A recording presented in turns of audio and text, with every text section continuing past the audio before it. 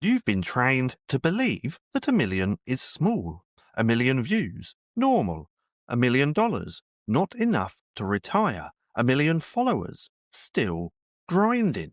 But what if I told you a million used to mean something? Now, what if the problem isn't the number, but the system that distorted its meaning? Because there's one place where 1 million or a million still means everything, where owning just 1 million units puts you in the top few percent of humanity. And that place, well, that place is called Bitcoin.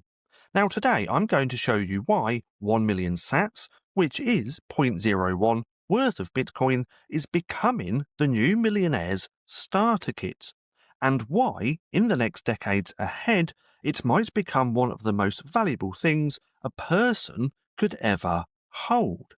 Now here's the uncomfortable truth. Fiat broke your brain. It trained you to see millions as small. It devalued the word the same way it devalues your time, your paycheck, and your attention. Now trillions of dollars are printed out of thin air, and you're expected to smile at your 3% raise. Now, when governments casually toss around 4 trillion stimulus packages, and when a social media platform can lose $10 billion in a quarter and keep going, well, the word million stops landing.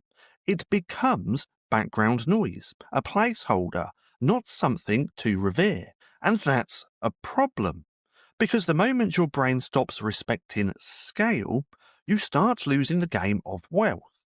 You stop realizing how rare it is to own a million of anything that's scarce. See, Bitcoin is the antidote to this distortion. And it's not just another currency. It's the first asset in human history with absolute, mathematically enforced scarcity.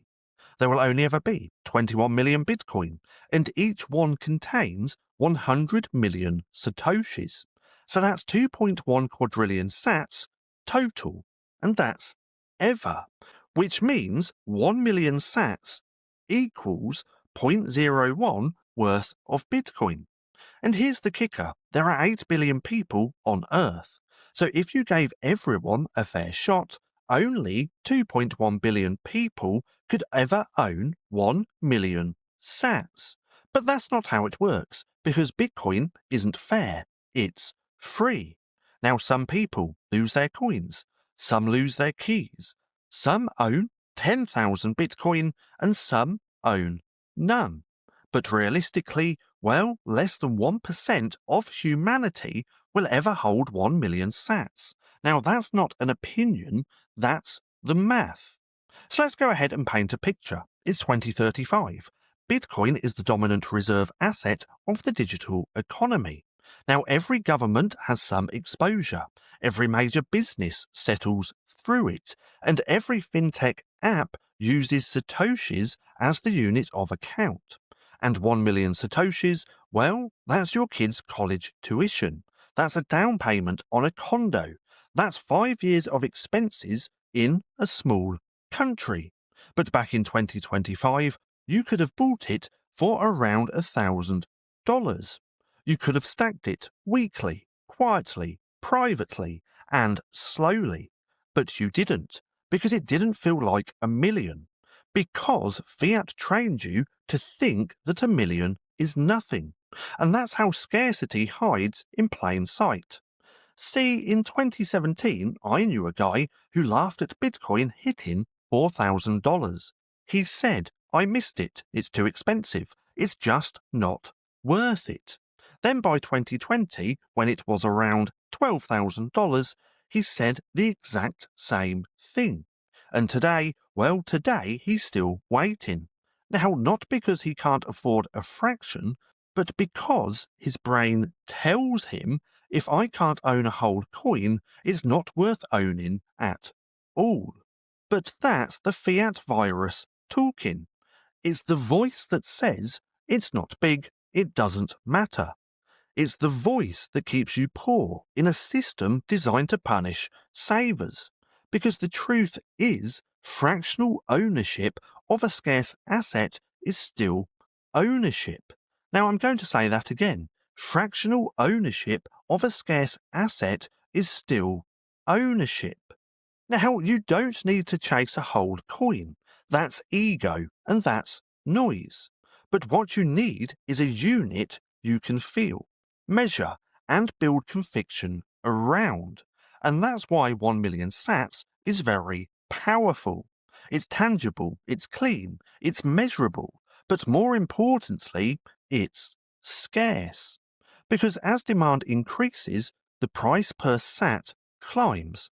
And every passing month, the psychological weight of 1 million sats gets heavier. Now, we saw this with Bitcoin itself. First, people wanted 100 Bitcoin, then 10 Bitcoin, then 1 Bitcoin, then 0.1. Now, the number shrinks, but the regret grows. Now, owning 1 million sats doesn't just give you exposure, it gives you identity.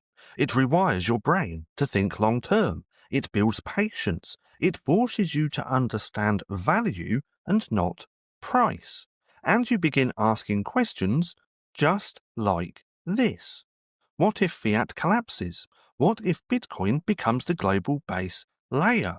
And what would I pay to hold sovereignty over just 0.01 of the hardest asset in human history?